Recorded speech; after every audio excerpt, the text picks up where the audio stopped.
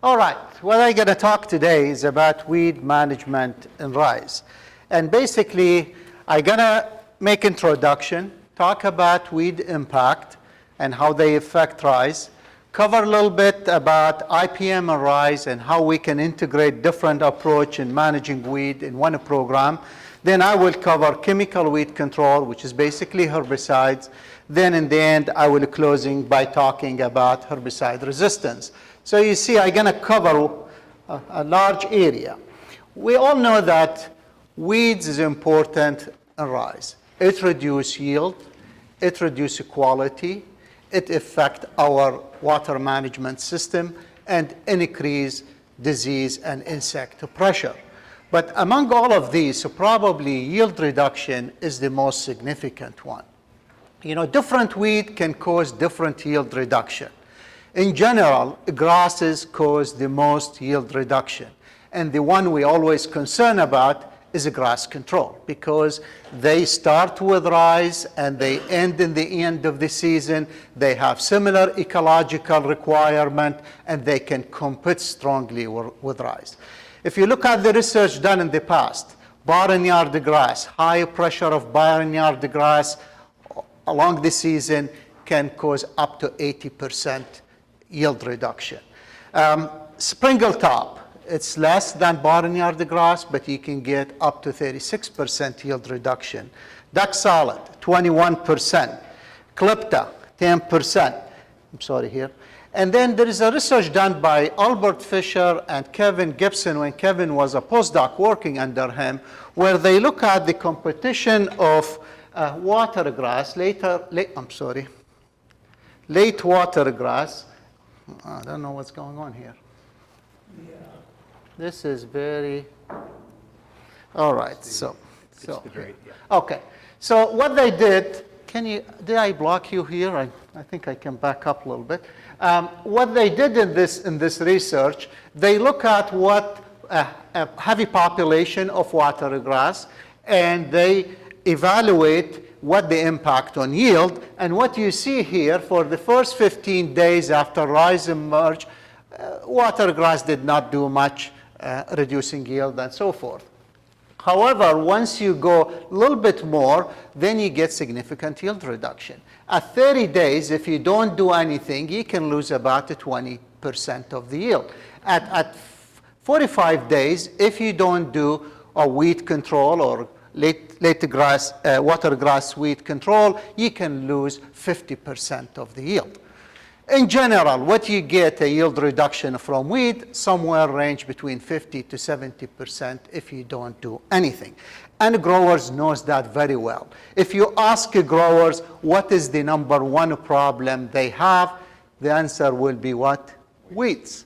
Weeds, that's why they give me 1 hour to give this presentation. You know, the rest they got 30 minutes, you know, because weed is important.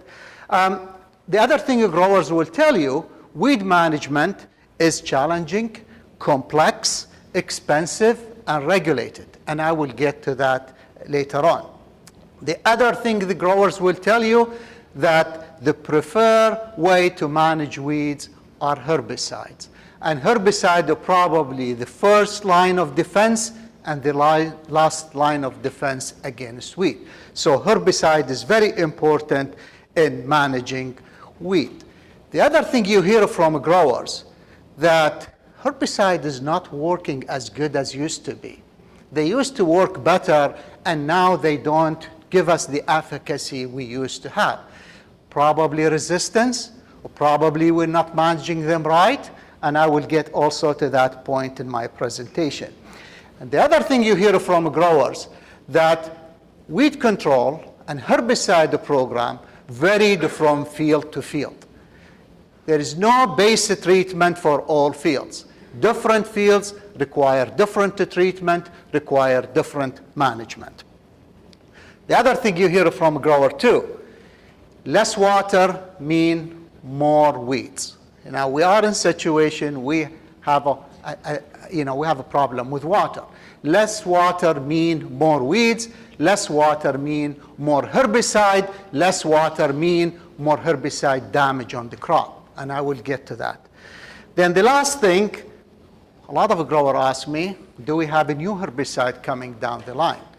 And we have a few herbicides we're working with, and I think I will address that. The good thing is we do have several active ingredients. We are testing them. There is a potential in the future to see new herbicide with different mode of action. So that's the last question, but the first one I answer it. Now, when you think about weed management happens very early in the growing season. The more you delay, the more yield reduction you're going to have. Within 45 days after planting, you should be done with weed management. Actually, early in the season, you should be done with weed management. If you delay weed management after 45 days, well, probably you're done. You can't do much. The herbicide is not going to work. The weed is already compete with the crop and rob your yield. So you need to do weed management as early as possible. Now, when you think about weed management, it's not just herbicide program. It's not about just we're going to use the herbicide and we're going to get rid of the weeds. There are other things we need to do beside herbicides. Herbicide is important component of our weed management and is going to continue to be important tool to manage weeds. If people tell you, oh, we're going to do it without herbicide, either they don't know what they're talking about or they are fooling you.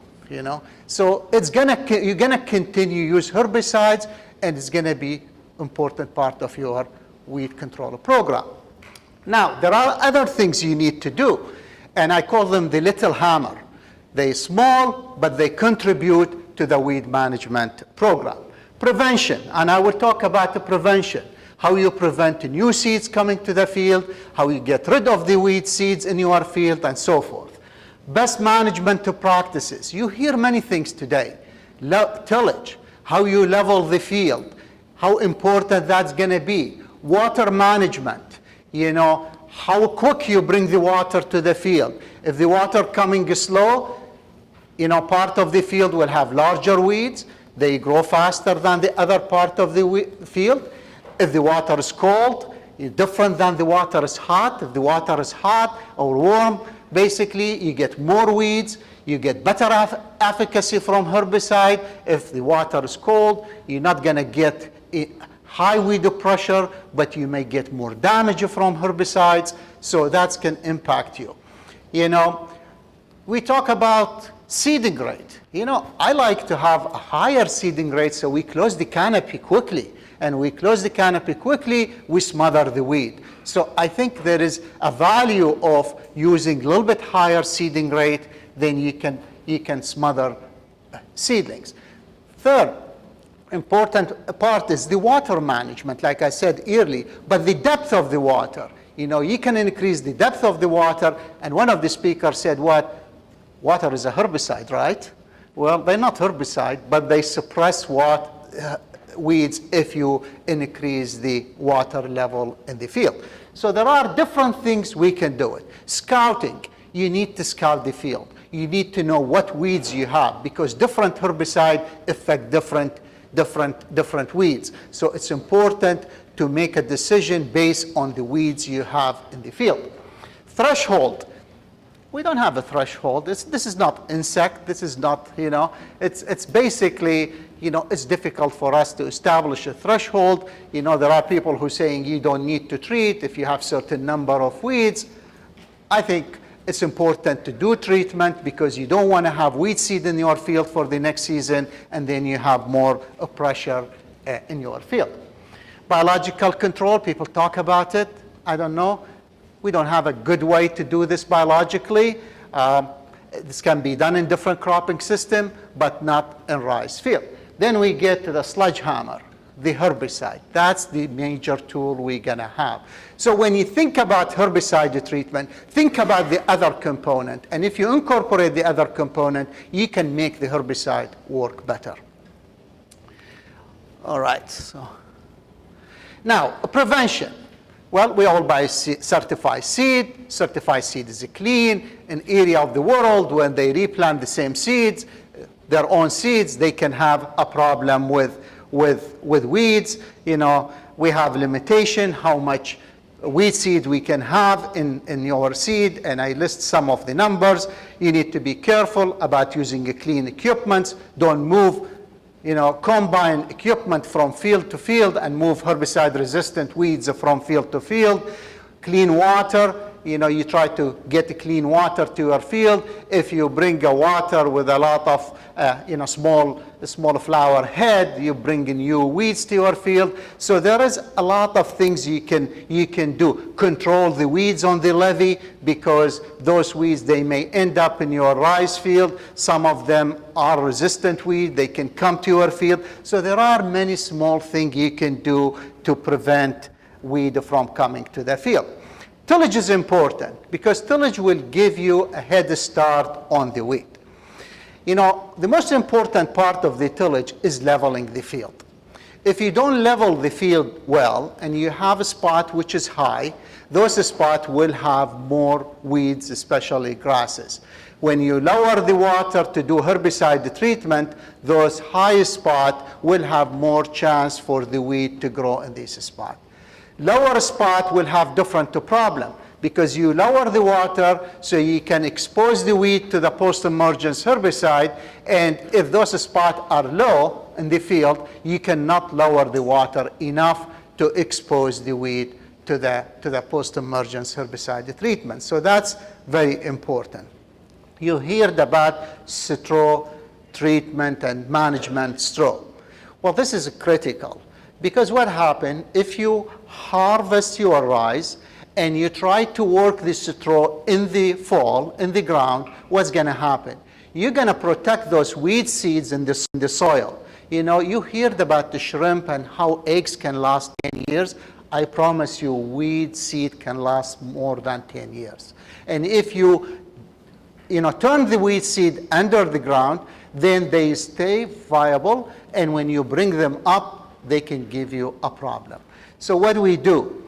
Well, this is my advice, is try to cut as low as possible, take the straw out of the field. What's left in the field, let's sit there until the next spring. Let's the water you're going to flood the field, take care of some of the seeds. The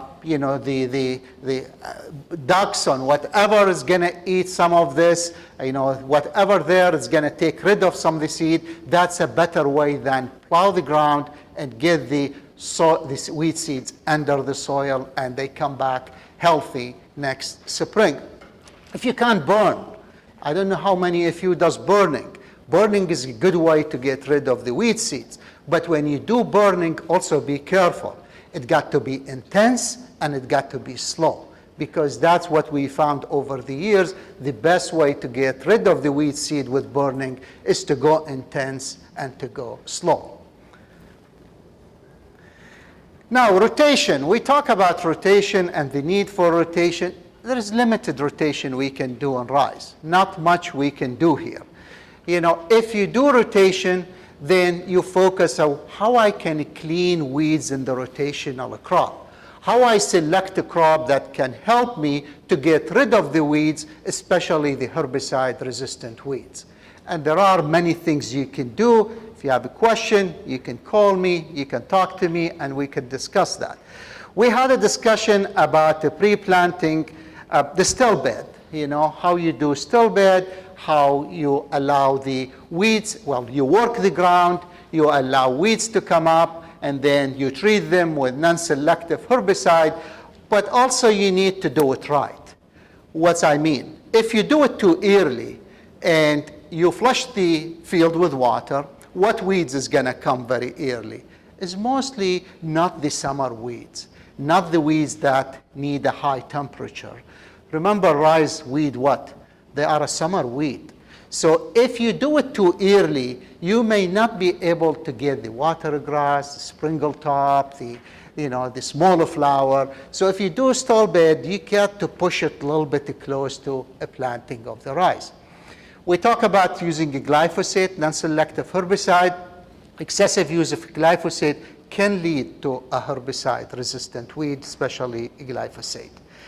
Dry seeded. We talk about the dry seeded as a way to break resistance. It's true. It can be very helpful to break down resistance.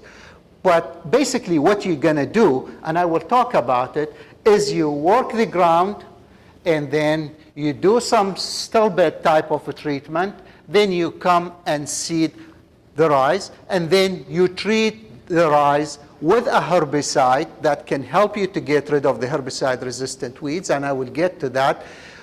But the key point here is the timing of the process, where you do it and when you do it. And I will get to this later, but you be careful with the direct seeded because you got to do it right. It's a kind of sword with two edges. And so it can work very well, but you got to be careful how you do it. And I will get to that. Now, water management, we need 4 to 8 inches of water deep. If you less than that, you get more weeds coming up. It suppresses deep water, usually suppress the grasses very well. But you can end up with another type of weeds in the field that can give you a different problem. Too much water can result, I know in organic farming, they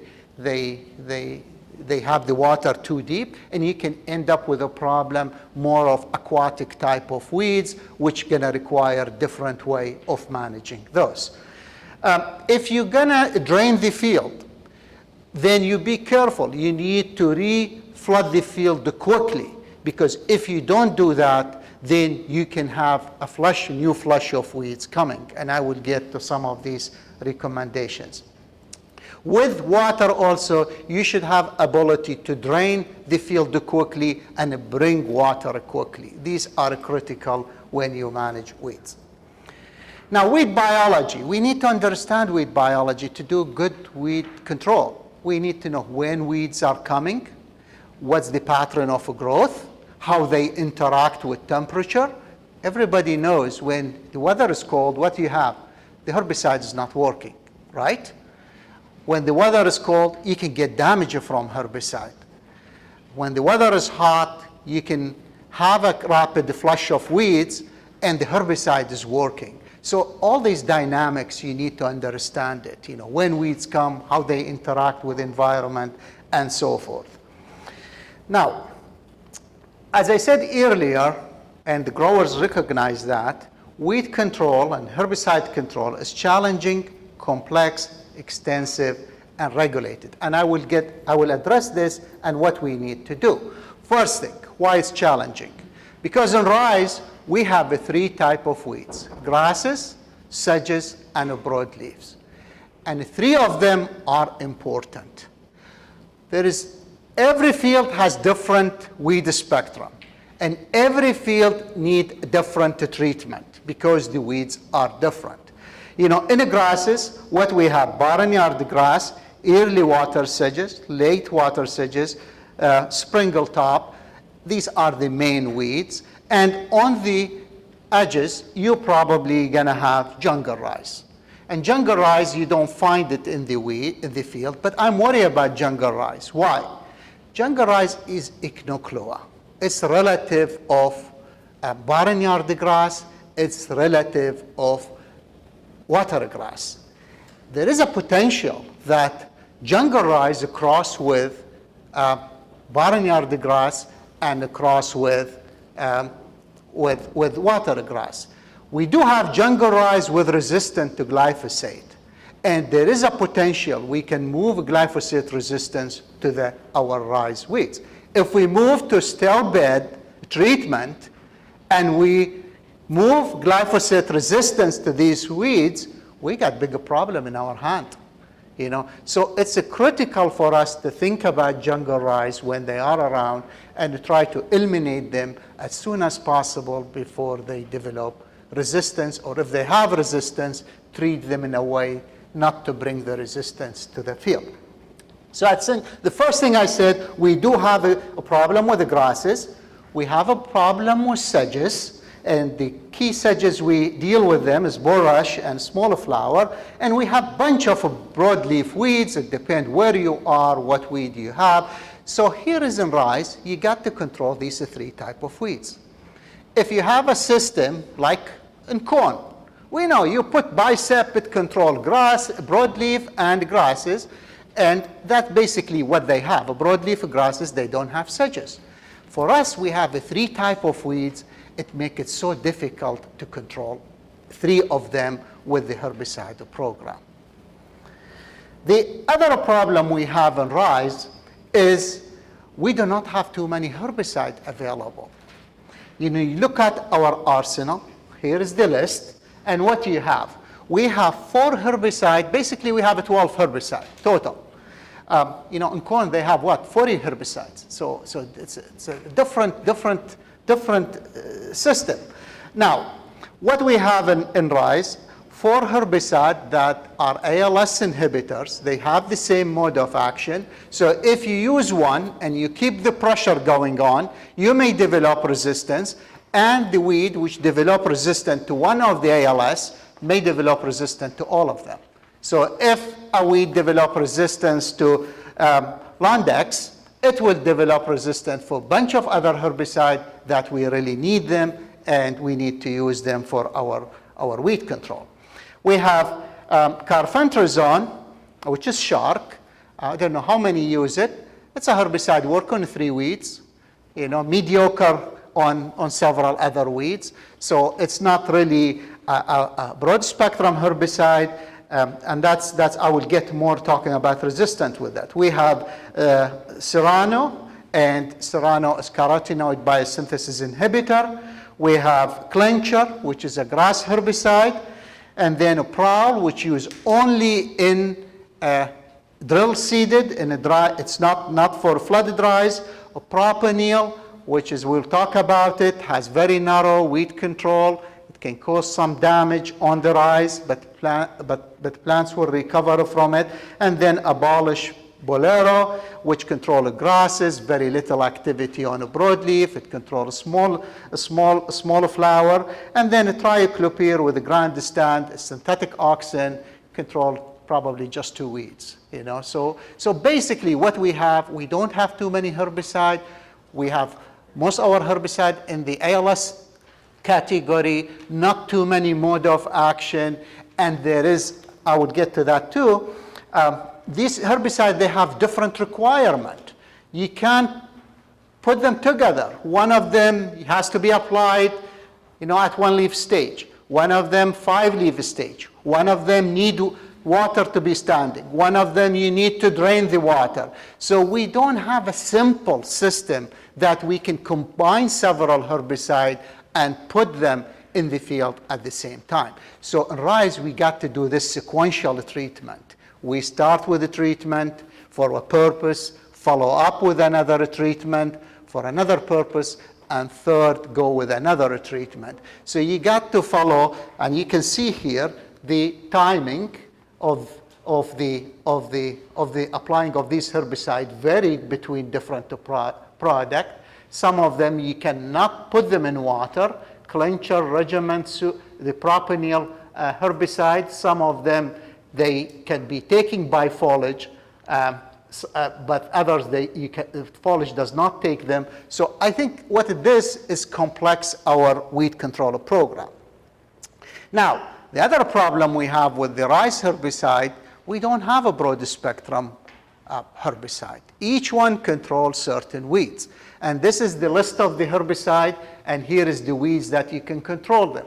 Abolish, can control grasses and small flower and nothing else. Serrano is good for grasses and probably nothing else. Clincher work only on the grasses, is a post-emergence herbicide, and it doesn't control other things. Grandstand, it's good for for bulrush and also good for red stem. Granite, it's a broad spectrum herbicide, and I like it myself. It gives good weed control, and that's one of the good options. Sometimes you get injury from a granite, and Bruce talked about it, and some of the growers, they ask, can we put nitrogen, right, Bruce? So we can, help the plant to recover. Most of the time, the plant will recover.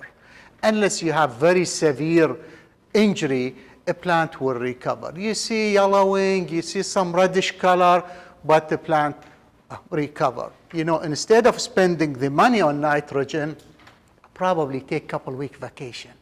Just go away and then come back after 2 weeks, the plant look fine. So a lot of the herbicide, we use them, they show injury, but the plant has ability to recover.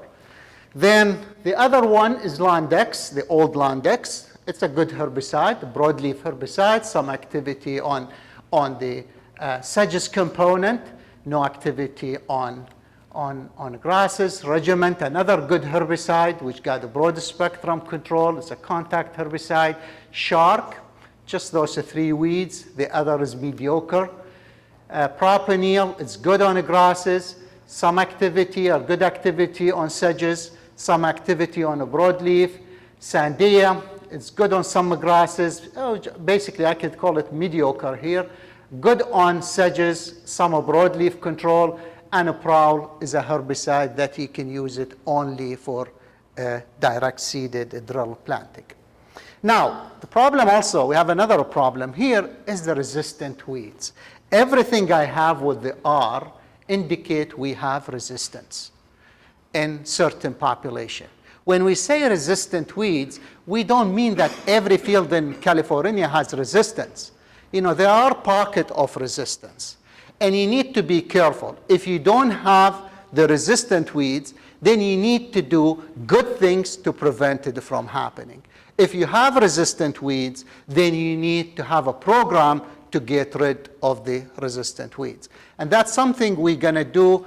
We have done it in the past, is to help you screen for resistance in your field.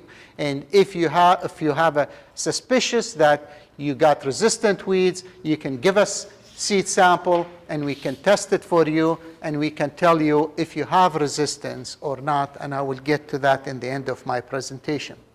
But you can see the only herbicide that we do not have resistance to it is shark. That's a PPO inhibitor, protox inhibitor herbicides. That's the only herbicide that we have not confirmed any resistance in California. The others, every herbicide we have a certain population, certain species with resistance to it.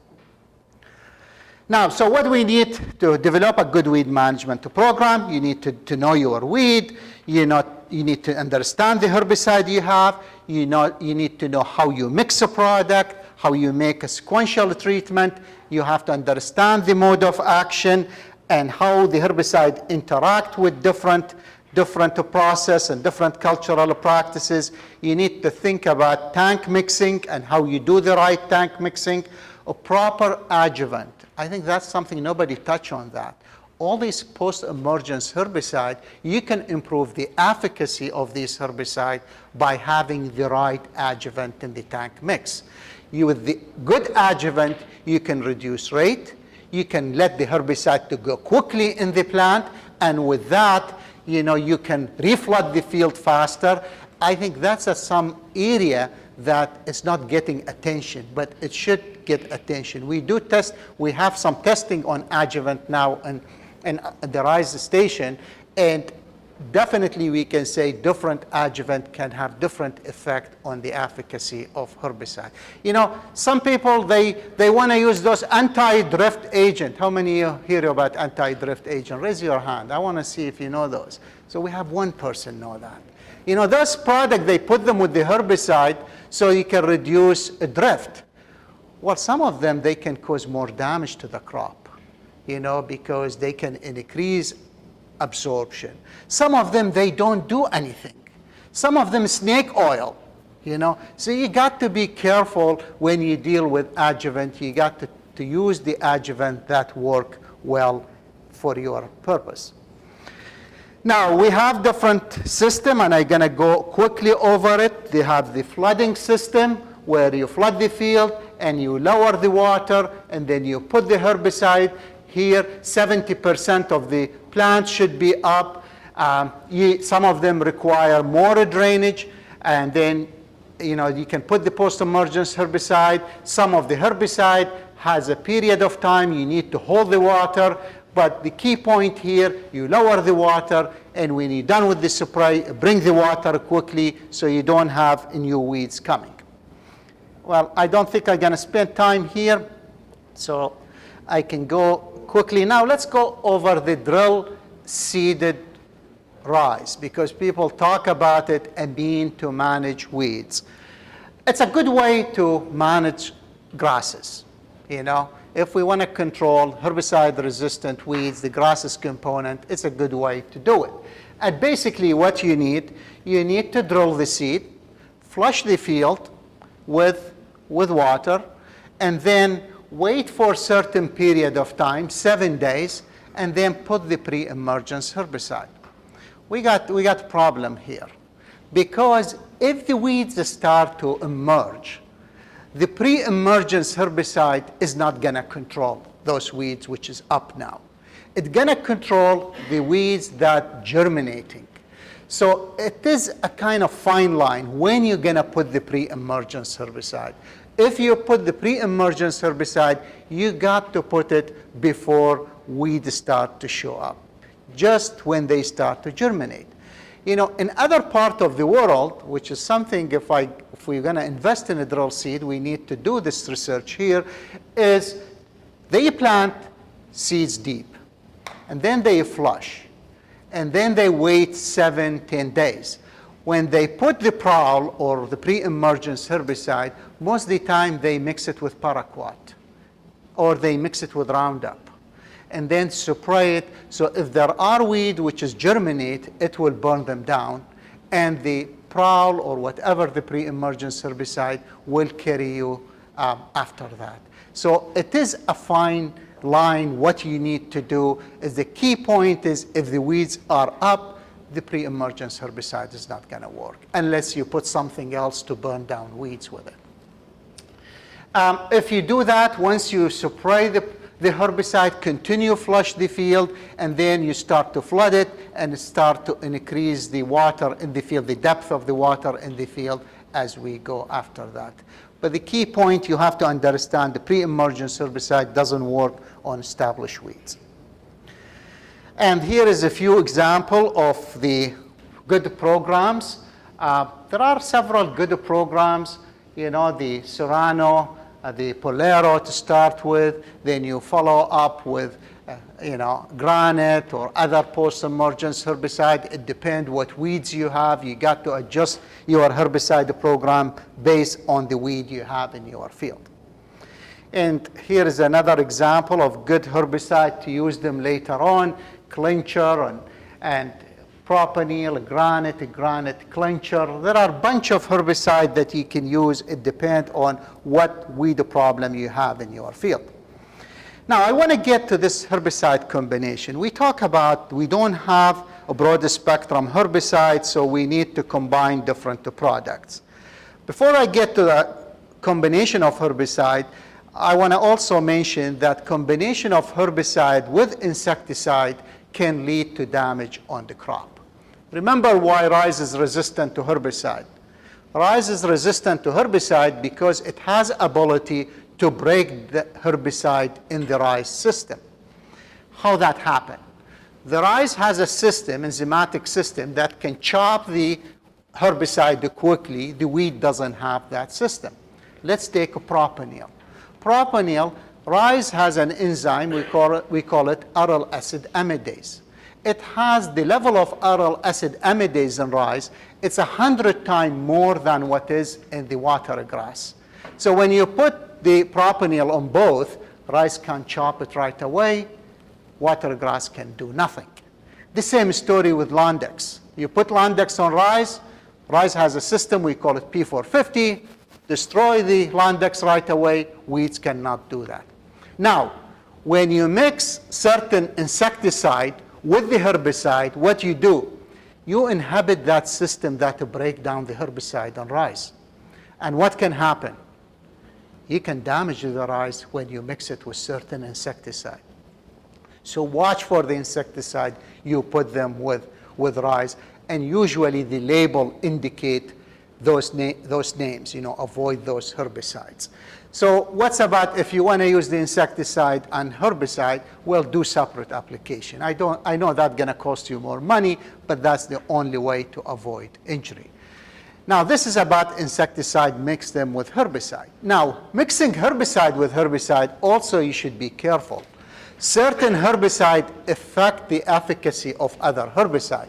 If you mix a propanil with Regiment, for example, it can reduce the efficacy of both herbicide. I don't know how many of you use a clincher. A clincher is a herbicide that controls grasses. When you mix a clincher with a broadleaf herbicide, you reduce the grass control.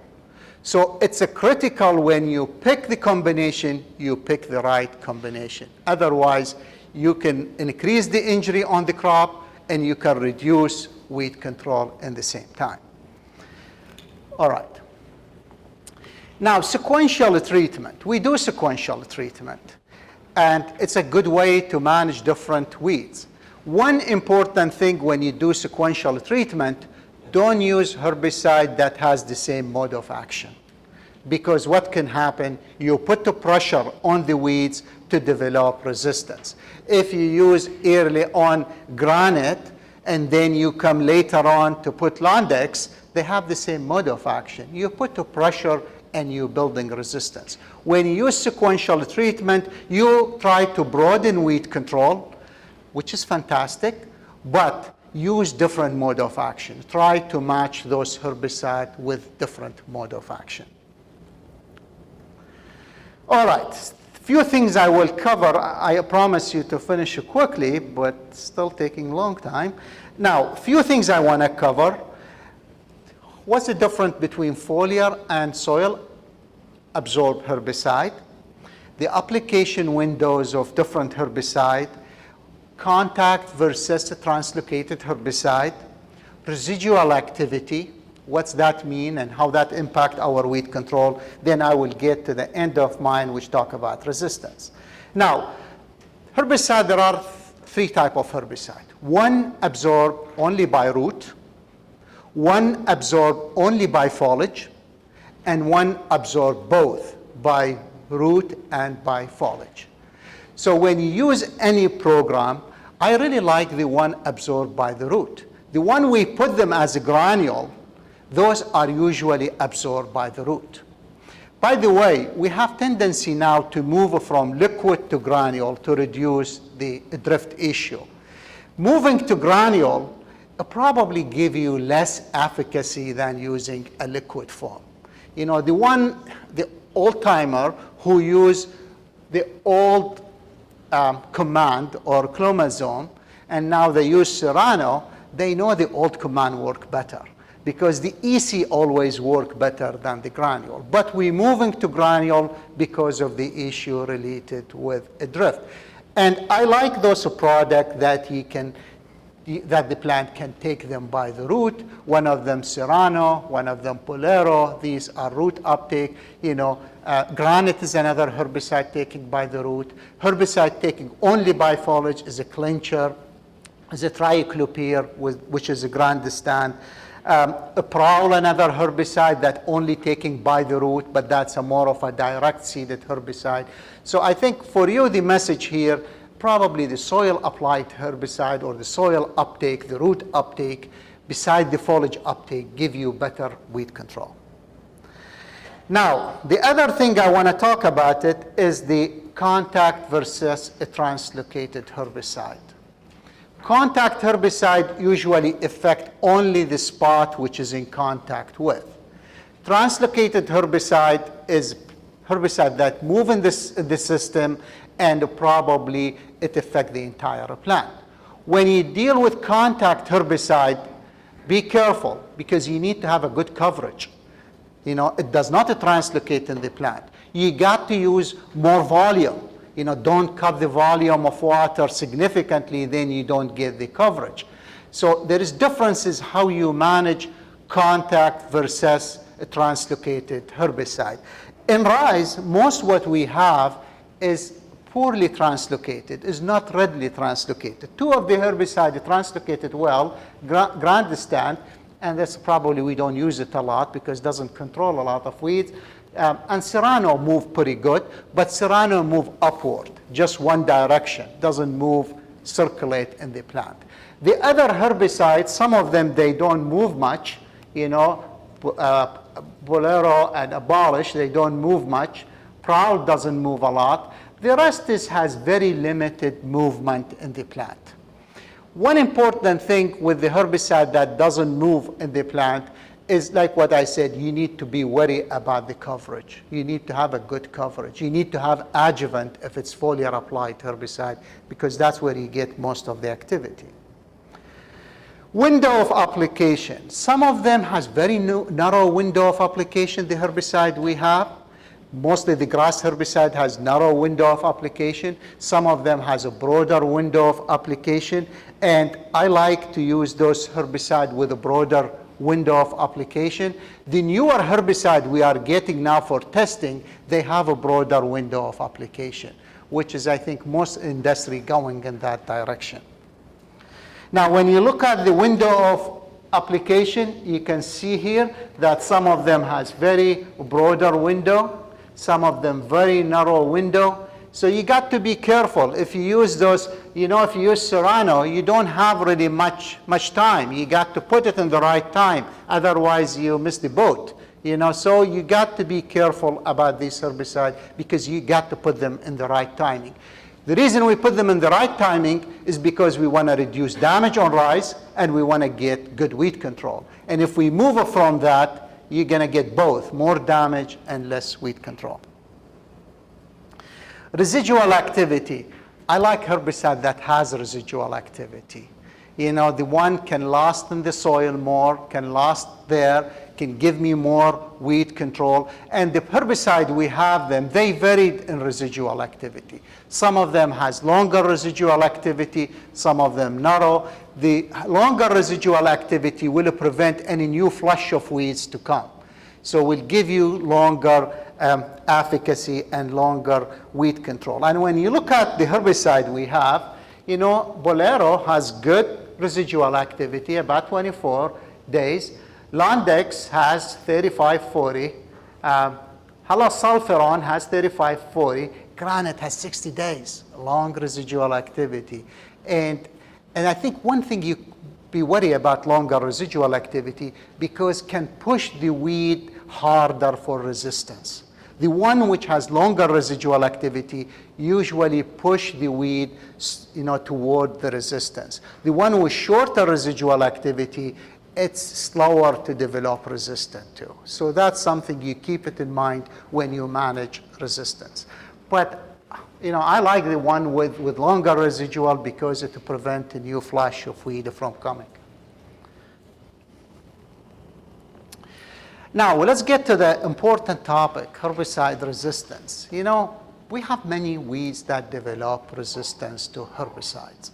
And when we talk about herbicide resistance, we're talking about the ability of that weed, which was susceptible to the herbicide, and develop a mechanism to resist herbicide. So initially was susceptible, then it turned to a population that is tolerant or resistant to the herbicide. One thing I want to mention, herbicides are not a mutant. They're not going to cause a mutation in the plant that lead to resistance. Resistance is in the population. The gene is there. And what we're doing, we clean that population toward more resistant plant. If you have 1 million plant and one of them resistance, and you spray them with the herbicide, you kill the 99999 and you leave that one plant, and then that one plant will be very healthy. Everybody around that plant is dead, right? And that plant is the only one in the field, so it's grow, produce seeds. Next year you go with the same program, and then that population start to build up, and then you end up with resistant weed. So the herbicide is not a mutant. It's not going to cause a new mutation and that have resistance. Now, what lead to resistance? Monoculture, which means you don't have rotation. Monoherbicide, or you use the same herbicide with the same mode of action. Little IPM, meaning you don't do cultivation, you don't do rotation, you don't do these sort of things. And usually weeds emerge in narrow window. Guess what? Rice got all of these, right? We don't rotate. We use a fewer herbicide. Our weeds come in narrow window.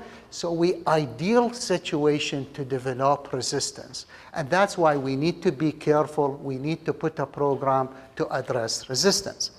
Now, what leads to resistance? There is two mechanisms we know. One of them, we call it change in the active site. The other one, which we call it metabolic resistance or non-active site resistance. So for each herbicide, there is an active site. Let's take a propanil. Propanil has an active site, which is a protein. This is a propanil. This is the active site. And the propanil come and match with the active site, and with that, it blocks the reaction in the plant, and that leads to the inhibition of the growth process. In fact, we call it lock and key theory. The key is here, the lock is here, they need to match. If they don't match, the herbicide doesn't work. When we have resistance, what happened? This lock change. A change can happen easily by changing one amino acid. And then instead of you having this shape, it becomes this shape. Then the herbicide comes, it cannot combine, and then it doesn't work. Usually this type of resistance happens quickly. Usually this type of resistance is very high, that the plant can take 100x. You know, I work with a case where 250x we put, 250 times the use rate. This is an active site resistance, we call it. So what do we do about that? Let's look at what happened. Here is the population, and here is the herbicide rate. When you spray the herbicide at 1x, most of the population is susceptible. You're going to kill that. He has one guy here sitting on this end, which is resistance, and this guy survived the treatment. You go next year with the same herbicide, you kill more of these, and this one start to get more and more, and then this become the population instead of this. So what do you do? I need an answer from you. What do you do here to prevent this from happening? No answer? Use an alternate. What's that? Use an alternate. Combine this herbicide with another one that kill this guy, correct? And if you do that combination, you kill most of the population, and you kill this guy, and then you are okay. So mixing two products that work on the same yield, on the same weed, you know, with different mode of action is a good way to stop this from happening. So this is one mechanism that we develop resistance. And this is one way to manage it. The other resistance mechanism is we call it non-active site mechanism, metabolic resistance, or whatever different name. And what happened here, they have three things can happen. One is detoxification. The weed develop a mechanism that break the herbicide quickly. Second thing can happen is reduce the translocation, and that's what happened with the glyphosate-resistant weeds. You got less translocation. And the third one, sequestration, which means the plant take that herbicide, put it in a place away from any metabolic process, and with that, the weed become resistant. Let's look at this situation and what we need to do. So what you have here? You have the weed here, okay? And this is the 1x. And here is, when you put 1x, you miss a little bit, few weeds, right? It doesn't work, you know, you still miss a few. And a lot of people, what they do, they shave the rate. They want to save a few dollars, right? So they take this herbicide rate a little bit back. So a big portion of the, larger portion of the weeds will survive herbicide treatment. And if you do that frequently, what's going to happen? This small population here start to cross and marry each other and produce a new progeny which has a higher level of resistance. So what we do here? What do you need to do? Can you help?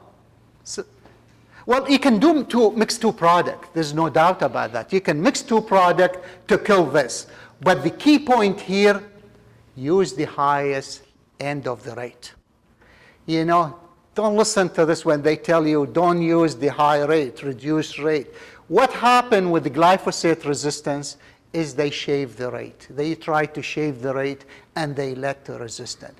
In Australia, they went years after years of telling people, cut the herbicide rate, and look what they have now, a serious problem with resistance.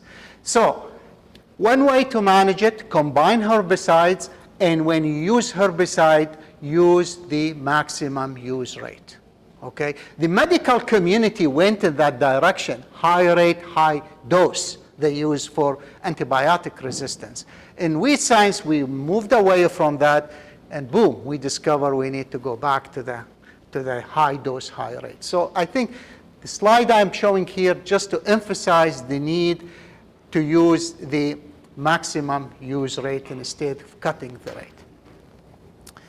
Now, what resistance we have? Basically, we have resistance in almost every weed species we have, okay? It's important to know where the resistance are and what we need to do about it. So I have the list of most of the resistance. I think shark, grunt, those are the three without resistance, but these are a minor part of our weed management program. So we need to think about what we need to do. Now, one surface we're going to provide, and we did provide it in the past, is to screen herbicide resistant for you. So if you have a suspicious that you have resistant weeds, you can provide us with a sample of seeds, and we will test it for you, and we'll let you know if you have resistance or not. There is a process I listed here. You can go to the website. I think Julie has it on the website where you can find the form, and you can have the information that you need to give it to us. We will keep you. We're not going to reveal which sample came from where. We will keep it confidential. But what we hope is to develop a mapping of resistance in the state. And with that, we can address different segments of the weed control by educating to prevent herbicide resistance. The one who doesn't have the resistance, we can educate them how to prevent it from happening.